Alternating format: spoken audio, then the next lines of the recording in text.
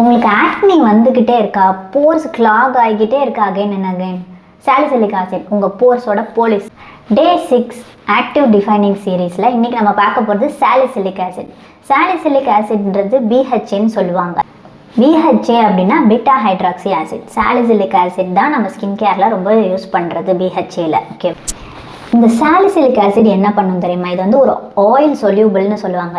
உங்கள் ஸ்கின்ல இருக்கிற எண்ணெய்க்குள்ளே போயிட்டு அந்த எண்ணெயை கரைச்சிடும். உங்கள் டெட் ஸ்கின் செல்ஸ் உள்ளுக்குள்ளே இருக்குன்னா அதையும் வந்துட்டு கிளியர் பண்ணிடும். அண்ட் வந்து அது மட்டும் இல்லாமல் உங்களுக்கு வந்து ஸ்கின்ல இருக்கிற பாக்டீரியா, அந்த ஆயிலால் ப்ரொடியூஸ் ஆன பாக்டீரியாவையும் அது கிளியர் பண்ணிடும். ஸோ உங்களுக்கு போர்ஸை வந்துட்டு போக வைக்கணும் அப்படின்னா இந்த சாலிசிலிக் ஆசிட் தான் பெஸ்ட்டு. இந்த சாலிசிலிக் ஆசிடை நீங்கள் எப்படி யூஸ் பண்ணலாம் தெரியுமா? 1-2% டோனர்லேயோ கிளென்சர்லேயோ இது இருக்கும். அந்த மாதிரி பார்த்து வாங்கிக்கோங்க, அதுக்கு மேலே வேண்டாம். வாரத்தில் 2 நாள் இல்லை 3 நாள் மட்டும் யூஸ் பண்ணுங்கள், அதுக்கு மேலே வேண்டாம். ஏன்னா உங்கள் ஸ்கின்னை வந்து இது ட்ரை ஆக்கிடும்.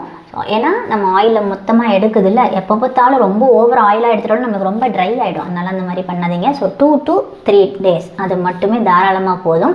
இதை வந்து கண்டிப்பாக நீங்கள் மறக்கக்கூடாதது என்னென்னா, ரெட்டினாலோட மிக்ஸ் பண்ணக்கூடாது.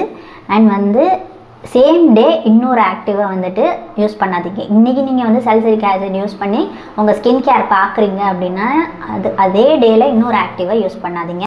ஸோ சாலிசிலிக் ஆசிட் பற்றி டீட்டெயிலாக தெரிஞ்சுக்கணுன்னா டிஸ்கிரிப்ஷனில் கொடுத்துருக்கேன். So clear force is equal to clear confidence. நாளைக்கு ஒரு ஆக்டிவ்ஸோட சந்திக்கலாம். Bye by.